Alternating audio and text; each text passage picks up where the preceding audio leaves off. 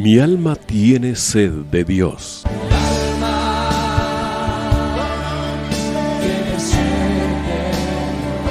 Un espacio que reconforta, alienta y motiva a la luz de la palabra de Dios.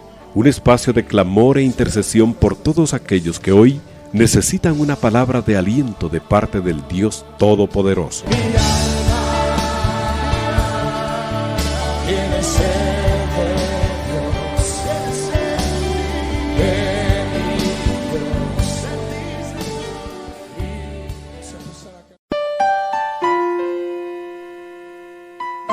Hermanos, muy buenas noches, que el Señor les bendiga.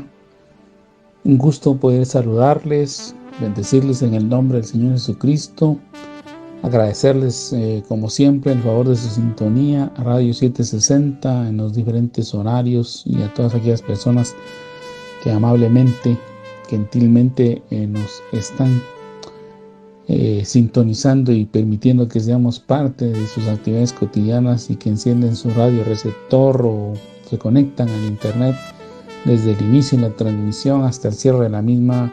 Que el Señor les bendiga. Sean todos y cada uno de ustedes bienvenidos, amados hermanos, a este su programa de Mi alma tiene sed de Dios.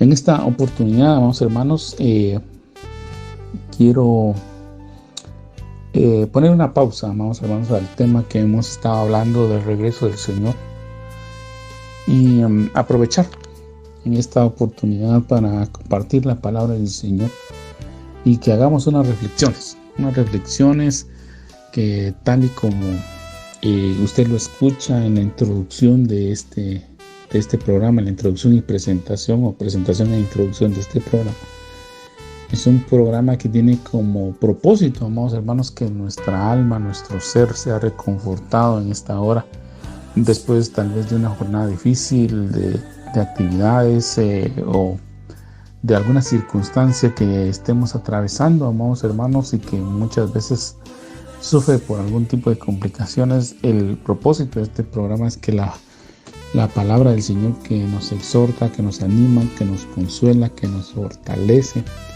sea ministrada en esta hora.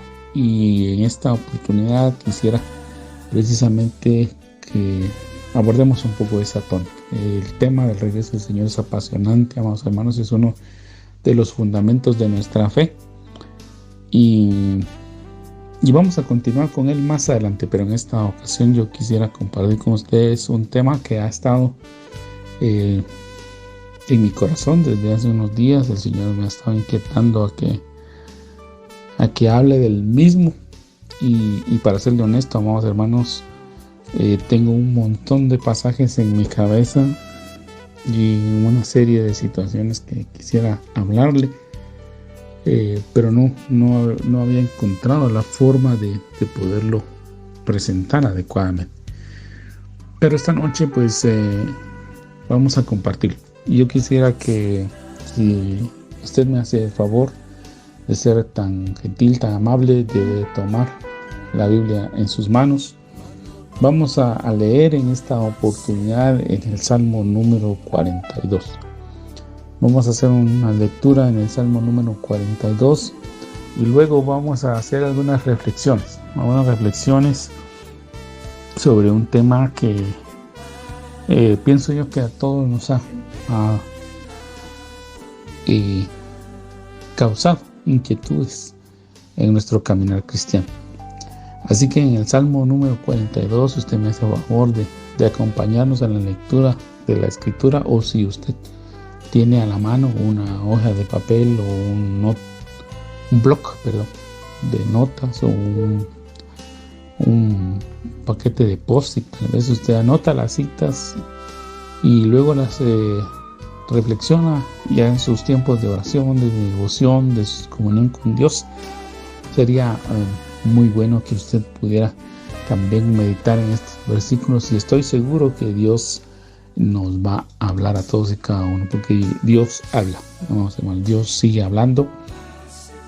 Nuestro Dios está vivo, es el Dios viviente, es el Dios todopoderoso, y definitivamente, amados hermanos, antes de leerle el Salmo 42, viene a mi memoria que el Señor Jesús en el capítulo 4 del Evangelio de Mateo y también en el capítulo 4 del Evangelio de Lucas, cuando Satanás se acerca a él y lo empieza a tentar, Jesús le da una respuesta como la siguiente: no solo de pan vivirá el hombre, sino de toda palabra que sale de la boca de Dios. Entonces, amados hermanos, recordemos que por la palabra que Dios pronunció en su momento fueron creadas todas las cosas. Por su palabra, amados hermanos, fueron ordenados los cielos y la tierra y todo cuanto existe. Y por el soplo que salió de su boca, de la boca de Dios, es que el ser humano cobró vida. Y tenemos vida porque Dios sopla constantemente sobre nosotros. Así que hoy, amados hermanos, anhelemos esa palabra, ese aliento que sale de la boca de Dios para bendecir nuestras vidas. Así que le pido al Señor que en esta noche su Espíritu Santo se mueva en el lugar donde usted nos esté sintonizando, esté escuchando este programa, ese que lo escuche en vivo o lo escuche en diferido a través de las plataformas sociales donde el Señor nos permite estar. Que el Señor se mueva, glorifique su nombre, le bendiga, le fortalezca, le anime, le consuele, le dé una pronta respuesta, tal vez en medio de la prueba, la lucha, la dificultad que usted está atravesando, y nos pueda compartir en el momento que usted así lo considere oportuno ese testimonio que va a bendecir la vida de muchas otras personas. En el Salmo número 42, verso 1 en adelante, leemos lo siguiente. Yo voy a utilizar la Biblia Reina Valera 1960. Y pues si usted tiene otra versión de la Biblia, pues será grandioso que el Señor le dé también a usted su porción. Dice aquí: como el ciervo brama por las corrientes de las aguas, así clama por ti, oh Dios, el alma mía. Mi alma tiene sed de Dios, del Dios vivo. ¿Cuándo vendré y me presentaré delante de Dios? Fueron mis lágrimas mi pan de día y de noche, mientras me dicen todos los días: ¿dónde está tu Dios? Vuelvo a repetir, amados hermanos, la pregunta que se encuentra al final del verso número 3. Mientras me dicen todos los días: ¿dónde está tu Dios? Oremos. Padre, en el nombre de Jesús, en esta noche estamos todos y cada uno de tus hijos, Señor, presentándonos necesitados de tu presencia, necesitados de tu Espíritu, necesitados de tu gracia, de tu favor, necesitados, Señor, de que también nos ayudes en medio de la prueba, la dificultad, la situación que estemos atravesando, sea de índole económico, matrimonial, familiar, legal, laboral o de diferentes situaciones que a veces convergen en nuestra vida, ya sea en nuestra familia, en la propia familia, la esposa, los hijos, o tal vez en la familia de nuestros padres, en la familia de un hermano de carne y sangre, o la familia de algún hermano espiritual, o de nuestros vecinos, o de nuestra comunidad. Señor, hoy queremos suplicarte que por favor, Padre, hoy nos des esa palabra. Hoy, Señor, estamos convencidos que de toda palabra que sale de tu boca, Señor, nosotros recibimos ese alimento, ese sustento, esa esperanza, ese bien que necesitamos, Papito lindo. Te ruego hoy, Señor, que me des la sabiduría, el entendimiento, la gracia para poder transmitirle a mis hermanos esta palabra que has estado poniendo en mi corazón, que me has estado inquietando, Señor, a poder compartir. Permite, Señor, que hoy todo estorbo sea quitado, Señor, que no vaya a ser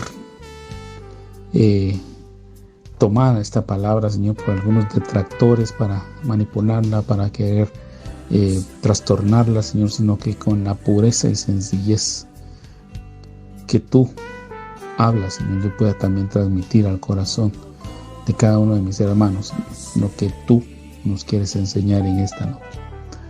Amén y amén. Bien, amados hermanos, creo que todos hemos pasado por esta situación. Todos en algún momento nos hemos preguntado dónde está Dios. Nos lo hemos preguntado a nivel personal. Cuando estamos pasando una prueba, cuando estamos pasando una lucha, cuando ha venido una circunstancia que tal vez que no esperábamos, o que a lo mejor pensamos que nunca nos iba a tocar. Cuando a veces pensamos que nos están yendo bien las cosas en lo económico, en lo laboral, en lo familiar, y de repente hay una situación que lo cambia todo.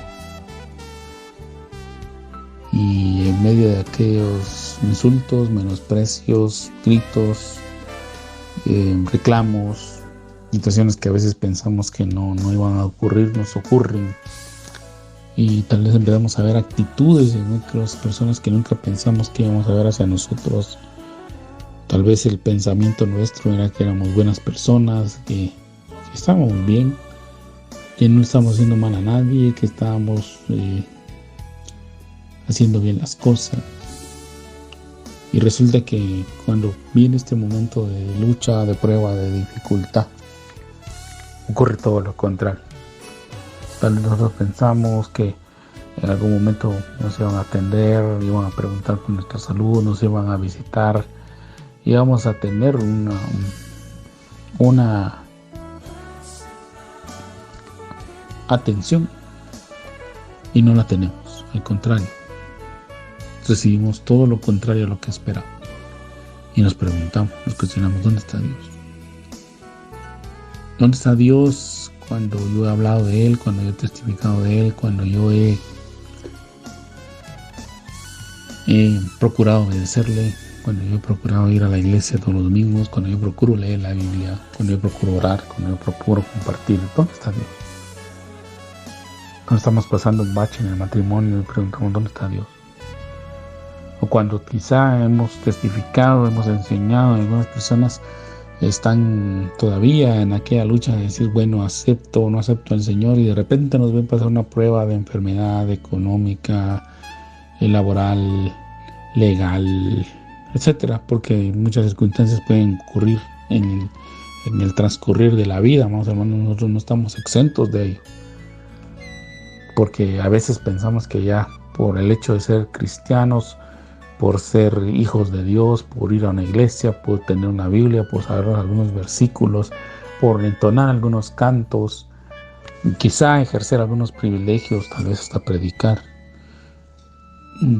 como que nuestra mente se confunde y la gente también alrededor se confunde y dirá, bueno, ya está exento de que le pase todo eso, pues él ya está santificado, ya está cerca de Dios, y por lo tanto a él no le puede pasar ni problemas económicos, ni problemas familiares, ni problemas laborales, ni problemas de alguna situación que pueda afectarnos. Y entonces todas esas personas, cuando ven esas circunstancias, dicen, ¿y dónde está tu Dios? ¿Dónde está ese Dios que predicas? ¿Dónde está ese Dios al que sirves? ¿Dónde está ese Dios que tú tanto pregonas y que nos estás invitando a que lo conozcamos? ¿Dónde? ¿Dónde está Dios? Y entonces, amados hermanos, en este salmo, verdaderamente el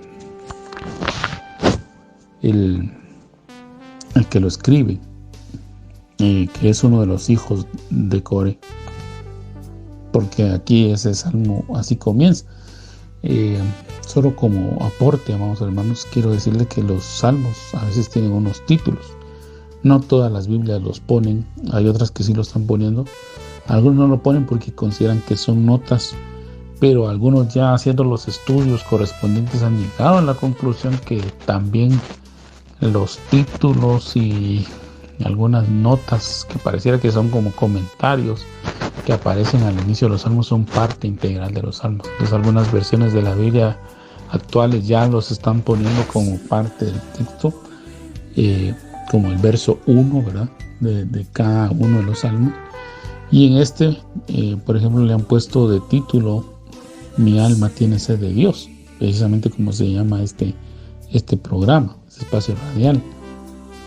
Y también tiene la nota que dice, al músico principal masquil o canto o entonación congregacional, como algunos lo traducen, de los hijos de Coré. O sea, los autores son los hijos de Coré. Usted va a ver libro de Crónicas y se da cuenta que los hijos de Coré fueron parte del reino de David, y a ellos les otorgó David, por mandato de Dios, el privilegio de poder adorar a Dios. Eran, digamos, que los grupos de alabanza estaban designados para adorar a Dios cuando ya se inauguró o se instauró el templo que años después construiría Salomón y que fuera dedicado a Dios, y donde se ofrecía el culto había alabanza.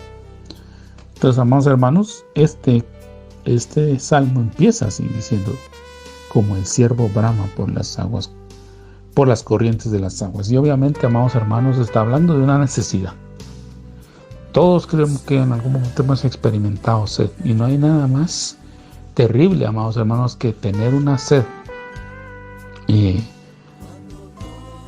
fuerte, tremenda, como diríamos por aquí, y que no encontremos algo que beber, que no encontremos agua, que no encontremos un refresco, que no encontremos nada de eso. Es algo que podamos ingerir, y sobre todo que esté frío, porque nos ayude de alguna manera a refrescar nuestro interior, y a la vez que eso nos ayuda a refrescar nuestro exterior. En estos días que la temperatura, amados hermanos, sube por encontrarnos en época de verano, y definitivamente una de las situaciones que va adquiriendo mayor auge en las ventas son las bebidas hidratantes, bebidas frías, jugo, agua pura, ¿verdad?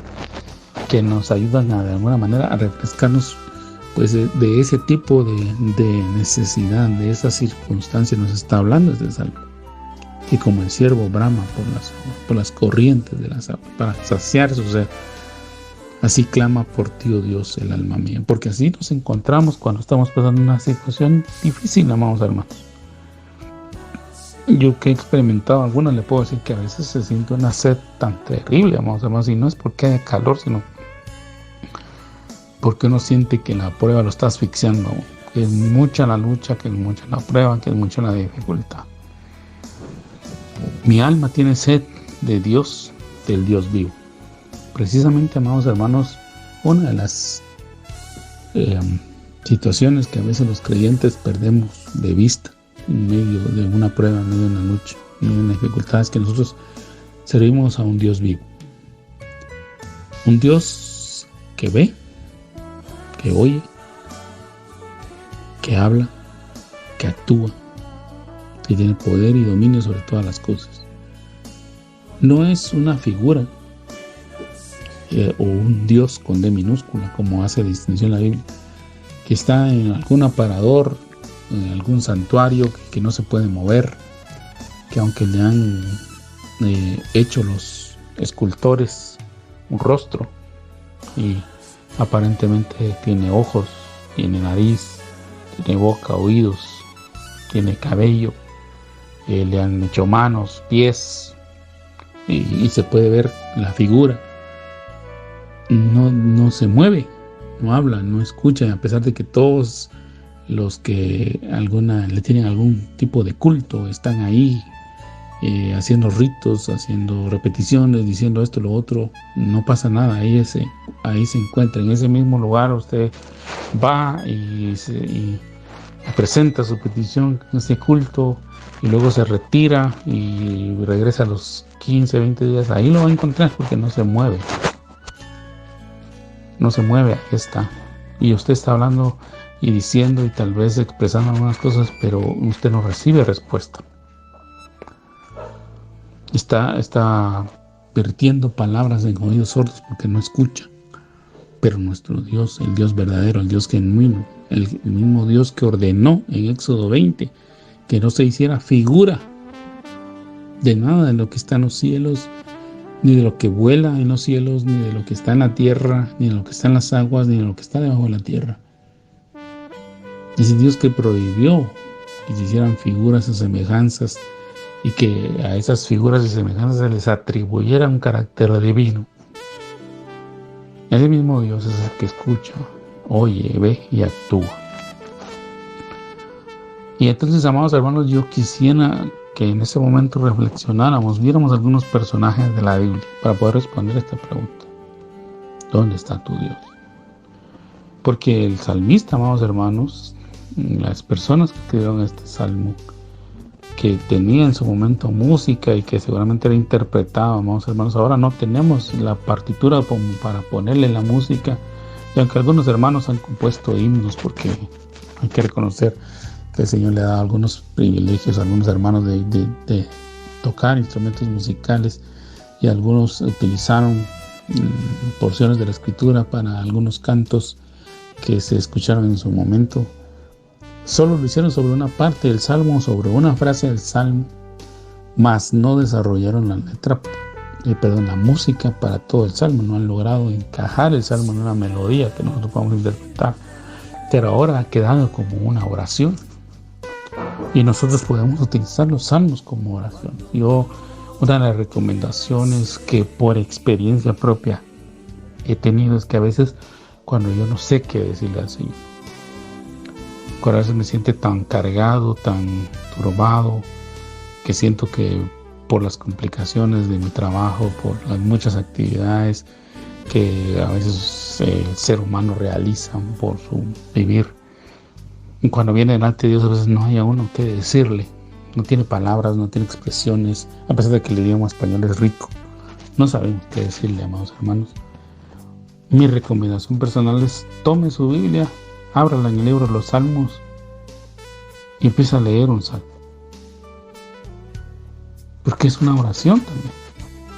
Y cuando usted lo está haciendo y está centrándose en el personaje, en la circunstancia y todo, cuando usted siente, usted está derramando su corazón, ya no solo está recitando un salmo o leyendo un salmo delante de Dios, sino que también ya empieza usted a derramar lo que hay en su corazón, porque usted entiende que Dios lo acepta, lo recibe, lo escucha, a pesar de que tal vez en su momento usted esté presentando una queja o esté de alguna manera descargando sus frustraciones, como algunos dicen, pero Dios es amplio en escuchar.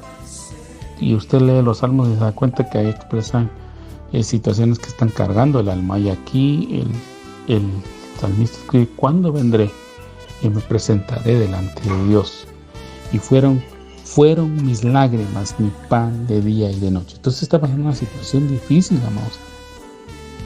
Es una situación que ha cargado no solo su ser, sino no solo su alma, no solo su corazón, no solo su mente, sino todo su ser. Y él está derramando lágrimas delante de Dios. Y estoy seguro que en algún momento todos hemos pasado pruebas, amados hermanos, que nos hacen llorar. Que nos hacen llorar por la impotencia, que nos hacen llorar de tristeza, que nos hacen llorar de frustración, que nos hacen llorar porque no tenemos una forma cómo reaccionar o cómo responder a un problema. No tenemos esa habilidad de responder. Nos agarra de improviso, nuestros conocimientos se nublan, vamos a decir, en el momento de una prueba, sea cual fuere, vamos a decir, a veces nuestros pensamientos se nublan. No tenemos claridad de pensamiento, tampoco tenemos claridad de visión. A veces nuestros sentimientos chocan, ¿verdad? Choca el enojo con la tristeza y el corazón con el hígado, y dejamos por un lado la mente, dejamos por un lado el raciocinio, queremos actuar de algunas maneras, y entonces, amados hermanos, la situación es difícil. Y aquí el salmista está expresando que él ha derramado continuamente, de día y de noche, o sea que está llorando continuamente, amados hermanos, por una situación que está cargando su corazón. Quizá en esta hora, amados hermanos, no soy profeta ni hijo de profeta, pero estoy seguro que quizá alguno de nosotros en esta oportunidad está derramando lágrimas por la situación que está atravesando, porque la carga es mucha, porque quizá, amado hermano, tal vez usted está pasando un problema económico y no tiene para su alimento.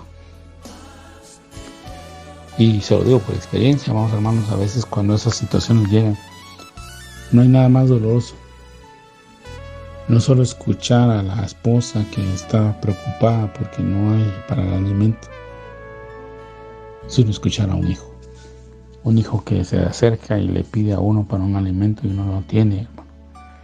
No tiene en la bolsa ni una moneda. Y hoy no le puedo decir que 25 centavos resuelven el problema, porque la economía ha variado tanto, hermanos, que ya cosas de 25 centavos no hay.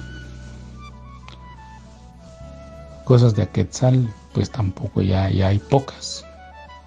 Pero que el que usted no pueda tener ni siquiera una moneda de quetzal para darle a uno de sus hijos, eso lo quiebra. Lo quiebra, hermano. Sea usted el hombre más cruel que usted crea que es, más fuerte, más duro, porque usted lo criaron con una crianza dura y lo enseñaron a hacer a usted una piedra. Pues esa piedra se convierte en piedrín cuando un hijo le pide para comer y usted lo tiene. Entonces quizás esa es la circunstancia que usted está atravesando hoy. Pero yo quisiera mencionar algunos ejemplos. Porque usted dirá, ¿y por qué a mí? Y yo le diría a usted, ¿por qué no? ¿Por qué a usted no? Porque si hasta el Hijo de Dios, el amado, el unigénito, tuvo que venir a este mundo a pasar una prueba, una lucha, una dificultad que él no merecía, para salvarlo a usted y a mí, ¿por qué nosotros no vamos a pasar un momento difícil? Pero hoy yo quiero enseñarle, porque la pregunta es, ¿dónde está tu Dios? Y esa es la pregunta que todos nos hacen, y a veces cuando nos la hacen, nos quedamos mudos, hermanos. Tal vez usted no. Tal vez usted no, ¿verdad? Pero a mí sí me pasa. ¿Dónde está tu Dios? Y yo a veces me quedo así como, ¿y ahora qué digo? ¿Qué voy a contestar? Pero no para contender, amados hermanos, porque no se trata para contender. Yo no les quiero dar esta enseñanza hoy para que usted después contienda y se ponga ahí a pelear y que le hagamos honor al otro nombre que nos dan, porque a los cristianos evangélicos se les dice protestantes, ¿verdad?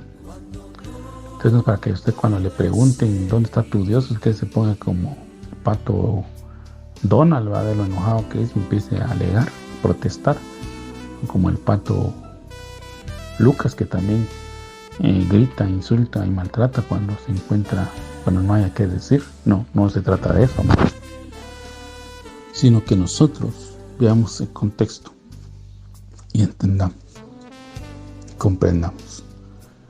Yo le voy a narrar de manera historia, amados hermanos, pero le voy a tratar de dar algunos pasajes en Génesis 18, por ejemplo, un capítulo muy hermoso para mí. En el contexto estamos hablando de Abraham, padre de usted, padre de mí, en la fe. Quiero hacer esta aclaración. Y algunos me van a decir, no, ¿cómo va a ser así, hermanos? Si Abraham, no, el único que tenemos que llamar padre es a Dios. Sí, amén, es cierto. Al único que tenemos que llamar padre es a Dios. Pero en Romanos, capítulo número 4 y 5, se nos enseña que Abraham, y en las otras epístolas paulinas se nos enseña que Abraham es nuestro padre en la fe. Entonces usted sabe que Abraham fue llamado por Dios y Dios lo hizo salir de su tierra y de su parentela. Dejó todo eso y él se fue a una tierra que él no conocía, una tierra en la que no le dieron el mapa, no le dieron nada. Hoy no. Abraham no tuvo la facilidad que muchos de nosotros tenemos, que agarró su teléfono y abrió la aplicación Waze o Waze, como usted le diga, y puso Canaán, y entonces le salió una voz que le diga, para ir a Canaán tienes que agarrar esta ruta, irte por aquí, irte por allá y vas a encontrarlo. Y usted ya miraba ahí Canaán y podía ver un mapa de más o menos cómo es y darse la idea de qué iba a encontrar en el camino, ¿no? Él no tuvo esa facilidad. Tampoco le dieron un mapa como los que existían antes, para los que estudiaron la primaria, que son algunos contemporáneos míos entre los años 70, 80, que existían mapas en blanco y negro, y que la novedad después en los 90 eran los mapas a color, hermanos, donde se más o menos distinguía que eran los océanos, que eran los lagos, los ríos, las cordilleras, las montañas y los volcanes, porque cada uno estaba coloreado de diferente forma. No, ni siquiera de eso aspiró Abraham en su momento. Abraham dejó su tierra, dejó todo por seguir a Dios.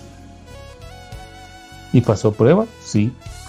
Nomás saliendo de su tierra, los hermanos, se afronta un hambre, se afronta con problemas con su sobrino, se afronta con el problema de que su esposa es estéril, se afronta con el problema de que se mete con una mujer que no era su esposa. De esa hay un fruto, y cuando ese fruto se da, los hermanos, empiezan más problemas en su hogar. ¿Les suena algo similar? ¿Algo familiar el asunto? Estoy seguro que sí. Pues entonces en el capítulo 18 Abraham está en su tierra y dice en el verso 1: después le apareció Jehová en el encinar de Mamre, estando él sentado a la puerta de su tienda en el calor del día. En el calor, amados hermanos, que hay en el desierto, porque recuérdense que la tierra de Canaán tiene mucho lugar desértico, y aparte de eso, aunque tiene varias partes desérticas o áridas, Israel es una de las tierras que por la ubicación en la que se encuentra experimenta altas temperaturas, amados hermanos. Es un país donde fácilmente amanece usted entre los 30 a 35 grados, que esa es la temperatura que más o menos está en la costa de nuestro país al mediodía. A esa temperatura amanece Israel, y al mediodía supera los 40 grados. Entonces, amados hermanos, se nos está hablando de que Abraham está pasando un momento de dificultad, y Abraham está él sentado en la puerta de su tienda cuando recibe la visita de Jehová, del Dios Todopoderoso. ¿Dónde está tu Dios? Donde menos lo esperas. ¿Dónde está tu Dios? Visitándote en medio de la prueba.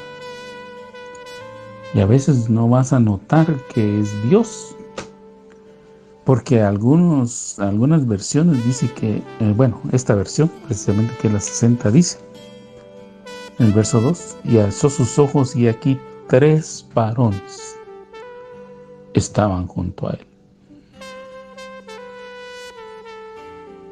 Amado hermano, a veces nosotros creemos que Dios nos va a visitar con una sobrenaturalidad espectacular y que de repente se va a alumbrar nuestra habitación o nuestra casa y vamos a ver un brillo que nos va a dejar ciegos, y entonces ahí vamos a saber que es Dios. Dios puede hacerlo, definitivamente, amados hermanos. Pero por lo menos en el Apocalipsis, cuando eso le pasó a Juan, Juan cayó como muerto, amados hermanos. Entonces Dios, que está consciente de nuestra fragilidad humana, llega a visitar a Abraham en la forma de 3 varones. Para mí, la Trinidad de Dios, el Padre, el Hijo y el Espíritu Santo, llegan ahí. Y no ese es el tema, ¿verdad? Porque yo se lo podría demostrar, pero no se trata de eso, sino que quiero llegar a este punto.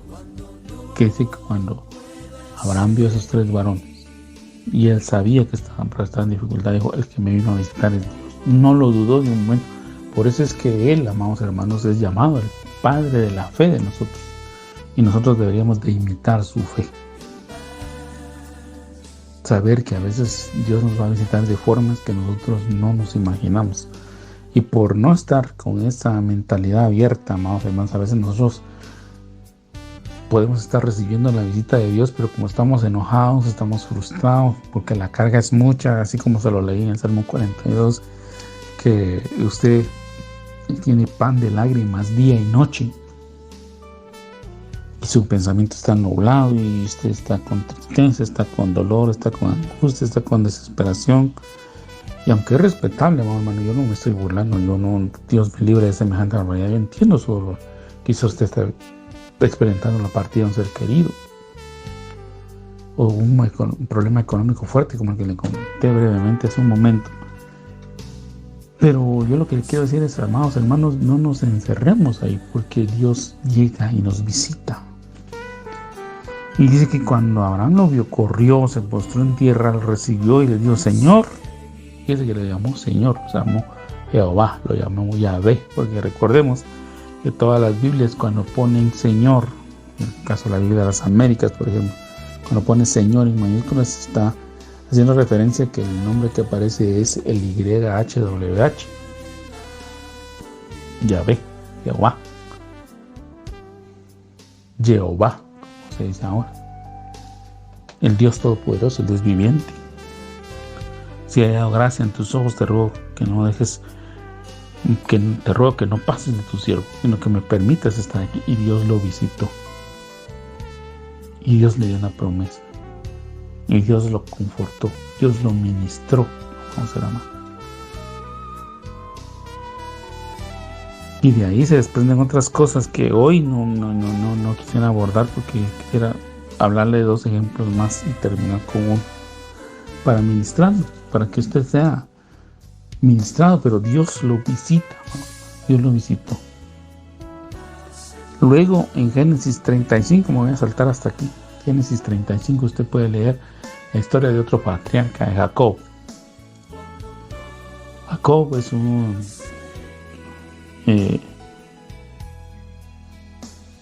hombre.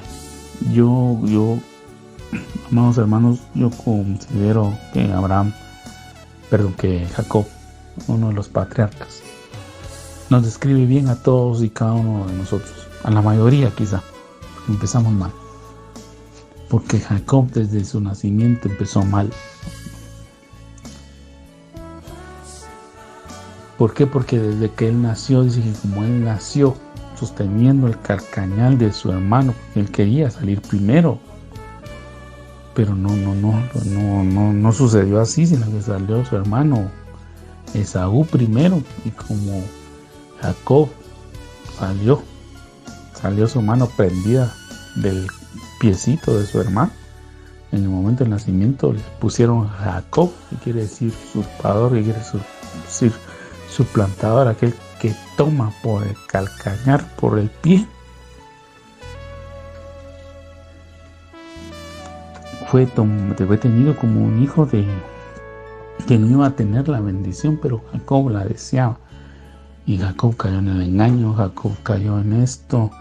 Usted sabe que tuvo que huir de su hermano porque su hermano lo quería matar, y tenía contienda a muerte con su hermano. Sus padres lo tuvieron que mandar lejos. Él, cuando se va, amados hermanos, su papá Isaac y su esposa Rebeca le envían con bendición, pero él, en aquel momento que se va, nunca más volvió a ver a su mamá. Cuando Isaac y Rebeca lo envían a la tierra donde están sus parientes, en el capítulo 27, finales del 26, comienzos del 27, en ese momento él ya nunca más volvió a ver a su mamá. Se fue a la tierra de su tío Labán, y siendo parientes lo tratan mal, lo engañan, no se sabe que lo engañan. Él trabaja por Raquel, y no le dan a Raquel, sino que le dan a Lea, la que él no quería. Lo engaña su suegro, que era su tío y a la vez su suegro, hermanos. Y pasaron 20 años.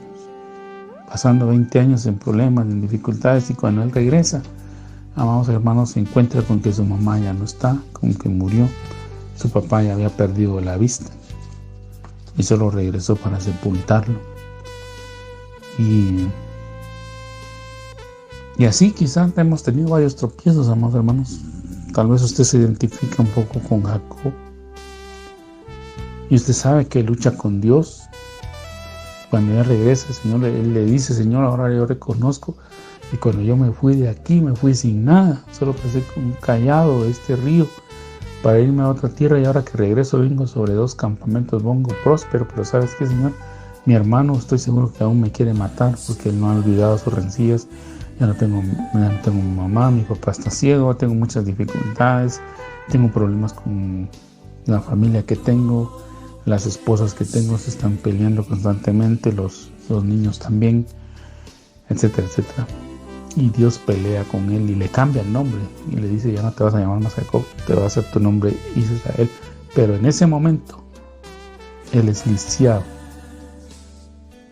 le hirieron la cadera, entonces él quedó cojo, él quedó cojo y su caminar ya no fue el mismo, pero tuvo un encuentro con Dios. Él también tuvo un encuentro con Dios. ¿Y dónde está tu Dios? Es el que está formando mi carácter, porque dice que Dios luchó con Jacob luchó con Dios, y quizá usted y yo hemos luchado con Dios, pero no vamos a prevalecer, no vamos a prevalecer, porque es Dios el que se va a imponer. ¿Dónde está tu Dios? Está luchando y está formando mi carácter. Esa es la respuesta que tenemos que dar. Y tal vez usted y yo tenemos que reconocer que tenemos cosas que tenemos que cambiar y que Dios en algún momento va a tener que doblegar, porque nosotros no lo entregamos voluntariamente. Jacob seguramente no quiso entregar su personalidad, no quiso entregar su carácter, no quiso entregar aquellas cosas que le estaban causando conflicto voluntariamente, porque él había sido un hombre que había tenido ejemplos de fe, porque Abraham, su abuelo, fue un hombre de altar, fue un hombre que tenía comunión con Dios, y él lo vivió, él lo vio. Yo hice cuentas, amados hermanos, de los años que vivió Abraham cuando nació Isaac, cuando nació Jacob y Esaú, y por lo menos Abraham convivió 15 años con Esaú y con Jacob. O sea que Jacob conoció a su abuelo Abraham, sabía que era un hombre de fe, y pues obviamente el traslado de la fe, del conocimiento de la palabra de Dios que sí se transmitía antes oralmente, llegó a su vida de boca de los mismos que vivieron las obras de Dios. Y luego él pues obviamente vivió con su padre, escuchó las mismas historias, las mismas enseñanzas de la obra de Dios, y él también se las tenía que transmitir a sus hijos. ¿Y dónde está tu Dios? Está tratando con mi carácter, está luchando conmigo, me está transformando, porque yo no voy a ser más un Jacob, yo no voy a ser un engañador, yo no voy a ser un suplantador, yo no voy a ser alguien que esté robando las primogenituras, que esté queriendo robarme las bendiciones, sino que soy alguien al que Dios le va a dar lo que le corresponde.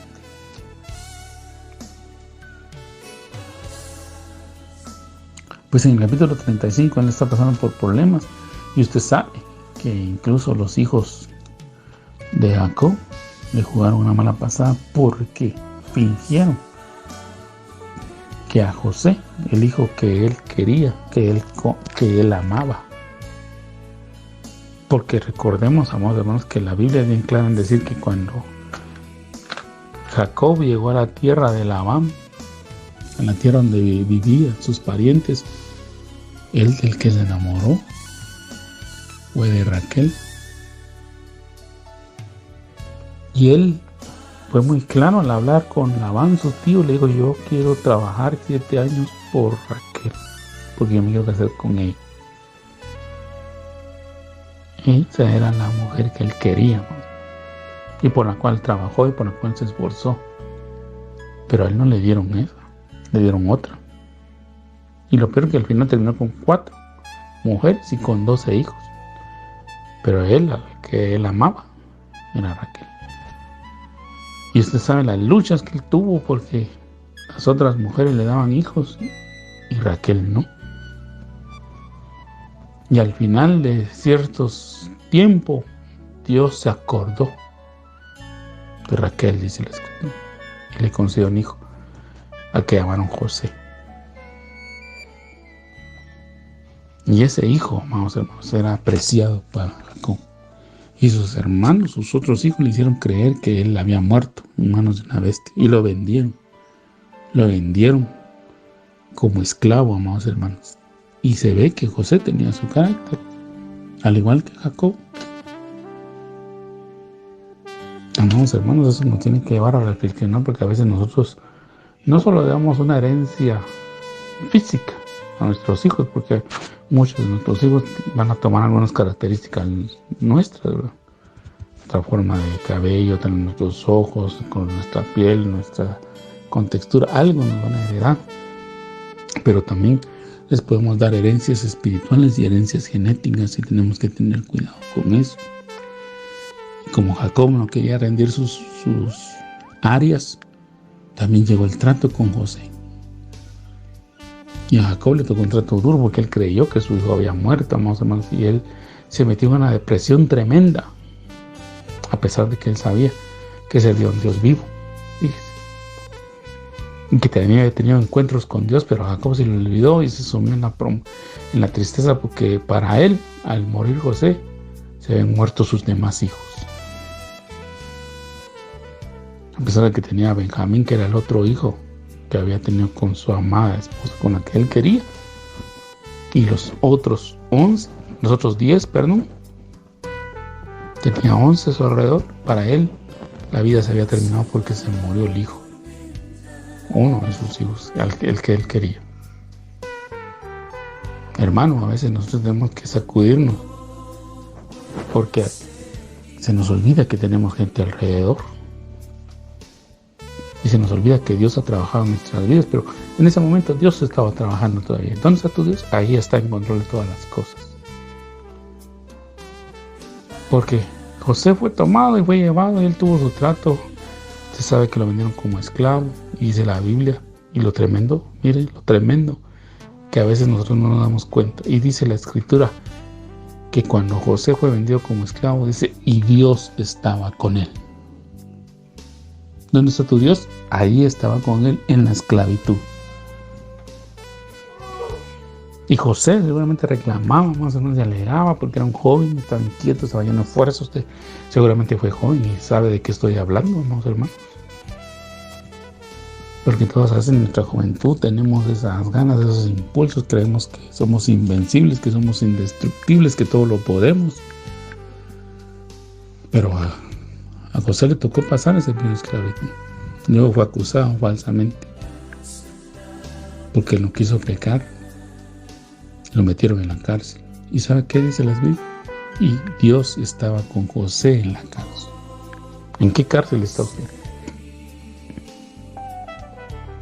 Porque, amados hermanos, no podemos pensar que la cárcel es solo ese cuartito de 4x4, si usted me permite, o de 2x2, con rejas donde usted no se puede mover y donde usted tiene un catre para dormir si es que quiere dormir y solo puede moverse en ese espacio. Y algunas cárceles que tienen ahí adentro también el sanitario, porque ahí usted pasa 24 horas en ese cuartito. No, la cárcel también puede ser la amargura, el enojo, la tristeza, el descontento, la frustración, la incomodidad, la enfermedad, los problemas económicos, la depresión. Todas esas son cárceles, amados. Son cárceles aquello que le impide ser feliz, que le impide realizarse, que le impide a usted sentirse pleno y realizado. Tal vez usted tiene cárcel mental, porque usted dice, yo no voy a estudiar porque ya estoy viejo y no voy a aprender. Usted mismo se está metiendo en una cárcel, porque Dios nos dio un cerebro que está con esa habilitación para aprender. Usted mismo se está limitando, se está encarcelando. Usted dice, no, yo no puedo hacer esto, yo no puedo hacer lo otro. Usted puede hacer todo lo que usted quiera porque Dios diseñó a un hombre con dones, talentos y capacidades que Dios le puso. Usted puede estudiar, usted puede cocinar, usted puede aprender un oficio, puede aprender un arte. Y no importa su edad, usted puede hacerlo porque Dios le ha dado a usted esa capacidad. Entonces la cárcel no es solo un espacio físico. Y entonces dice que Jehová estaba con él en la cárcel. Y llega el momento que Dios lo exalta, que Dios lo levanta, que se levanta una hambruna. Dios le da a José esa... Él descubre, amados hermanos, en la cárcel, que Dios no lo había dejado y que Dios había depositado en él un talento que nadie más tenía.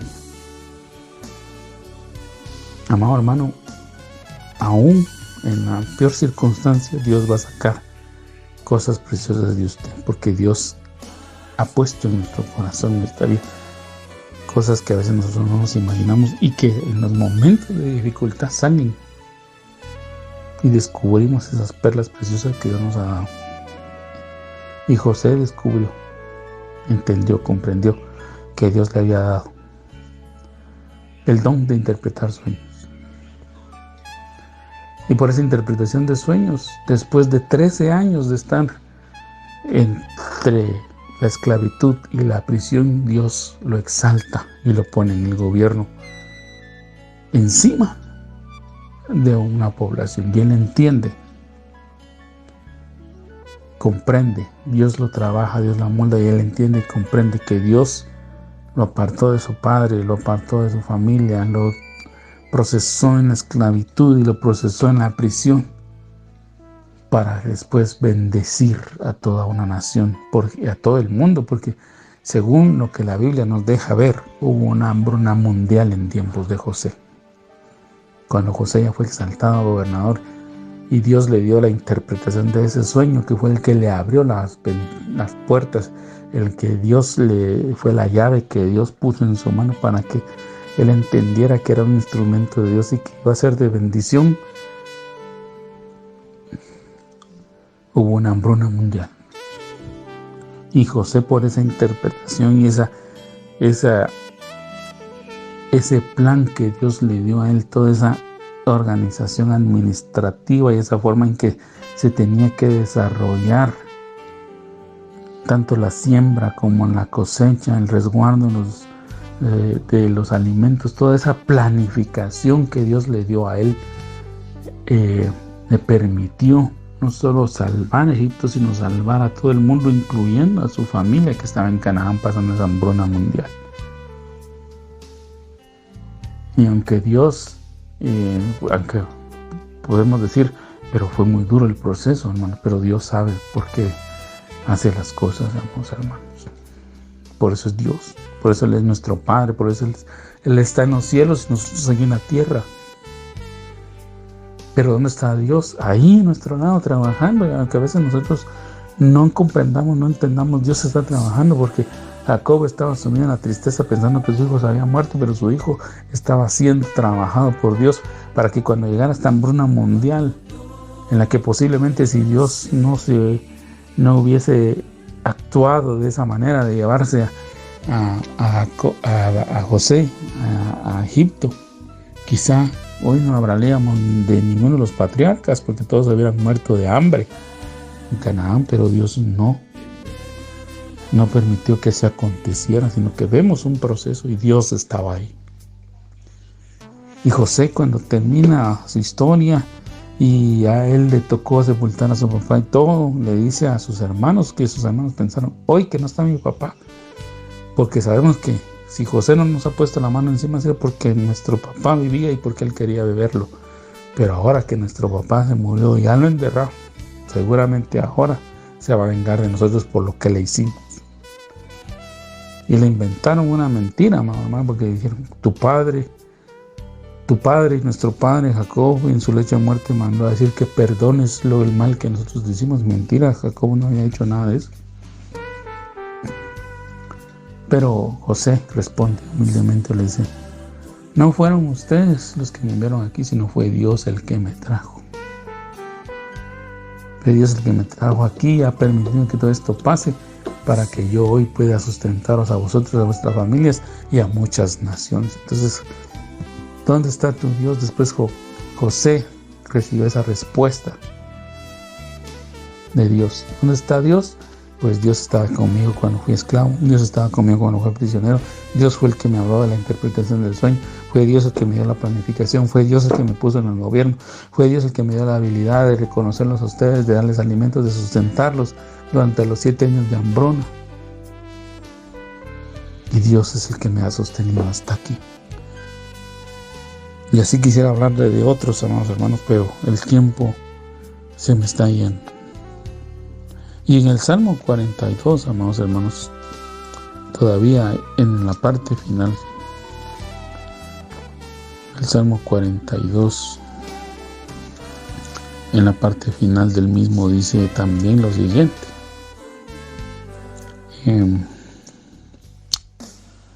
Verso 9 y 10 del capítulo 42 del Salmo dice, diré a Dios, roca mía, ¿por qué te has olvidado de mí? Mire la pregunta. Si esas son preguntas que nosotros nos hemos hecho, amados hermanos, pues si usted no se la ha hecho, pues gloria a Dios, pero Pero si usted es como yo, seguramente en algún momento se lo ha hecho. Dice, ¿por qué te has olvidado de mí? ¿Por qué andaré yo enlutado por la opresión del enemigo? Son las preguntas que este hombre se está haciendo, que seguramente usted y yo nos hemos hecho, porque a veces andamos así que no queremos ni salir a la calle, vamos, hermanos, porque si olemos el humo de los hot dogs, nos da hambre y no tenemos para comprar.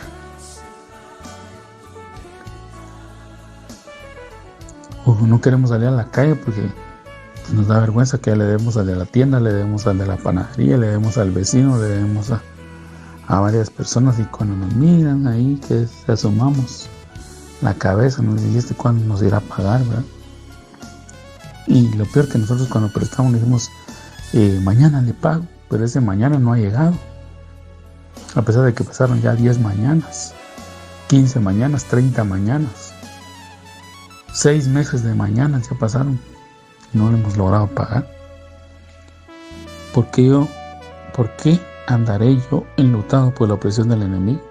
Por los que están cobrando, por los que están ahí fastidiando y todo eso. Como quien hiere mis huesos, o sea, estar sintiendo el dolor de esas penas y esas vergüenzas. Mis enemigos me afrentan diciéndome cada día, ¿dónde está tu Dios? Pues ya le he dado parte de la respuesta, amados hermanos, pero yo quisiera terminar, porque en esta enseñanza, en este estudio que hemos hecho con usted, amados hermanos, sobre la venida del Señor, se recuerda que leímos en el capítulo 4 de Apocalipsis lo siguiente: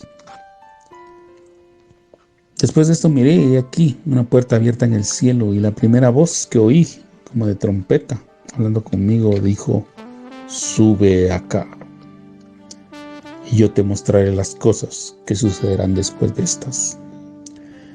Y al instante yo estaba en el Espíritu, y aquí un trono establecido en el cielo, y en el trono uno sentado. Y el aspecto del que estaba sentado era semejante a piedra de jaspe y de cornalia, y había alrededor del trono un arco iris semejante en aspecto a la esmeralda. Y me voy a saltar, amados hermanos, hasta el verso 8. Y dice, y los 4 seres vivientes tenían cada uno 6 alas, y alrededor y por dentro estaban llenos de ojos, y no cesaban día y noche de decir, Santo, Santo, Santo es el Señor Dios Todopoderoso, el que era, el que es y el que ha de venir. Y siempre que aquellos seres vivientes dan gloria y honra y acción de gracias, y al que está sentado en el trono, al que vive por los siglos de los siglos, los 24 ancianos se postran delante del que está sentado en el trono y adoran al que vive por los siglos de los siglos, y echan sus coronas delante del trono diciendo, Señor, digno eres de recibir la gloria, la honra, el poder, porque tú creaste todas las cosas y por tu voluntad existen y fueron creadas. Y si usted tiene oportunidad, más adelante, vaya al capítulo número 6 de Isaías. Y en los primeros versos va a encontrar lo siguiente.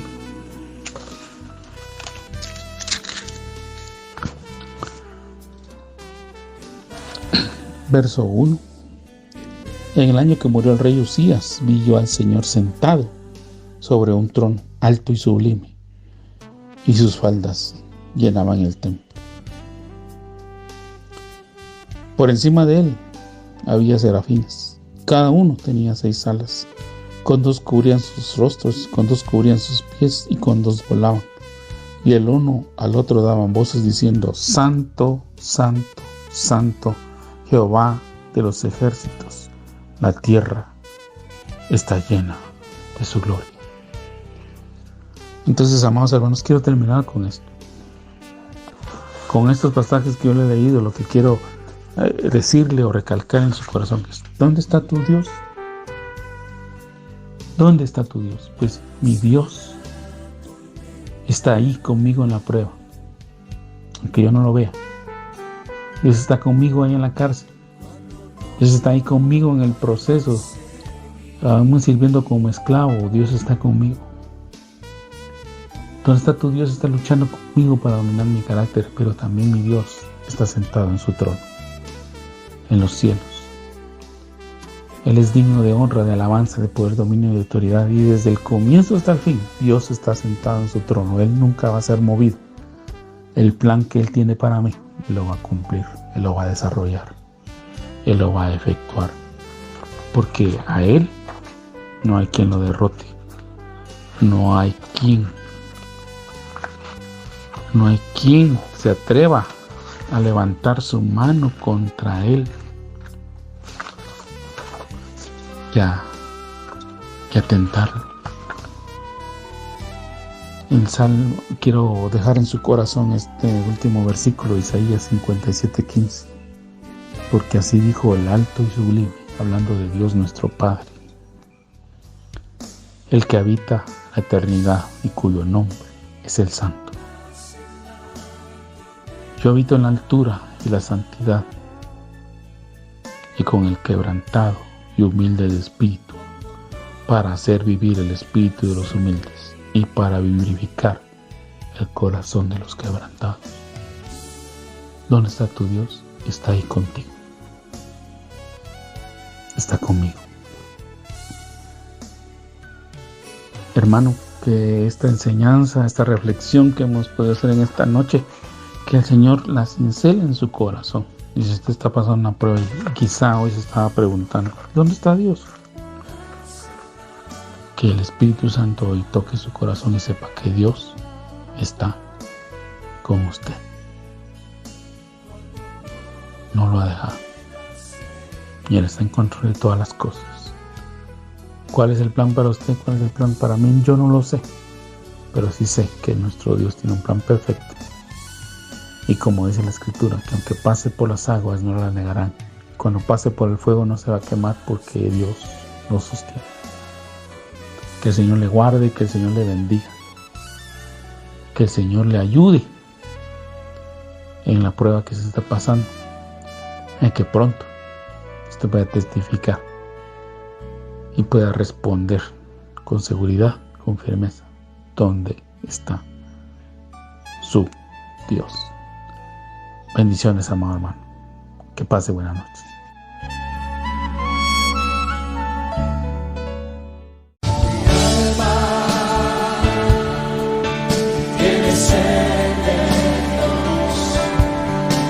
Hemos presentado Mi alma tiene sed de Dios.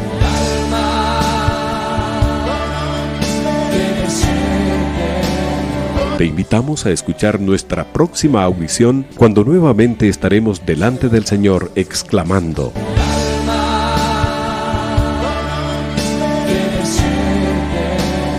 Mi alma tiene sed de Dios. No te lo pierdas.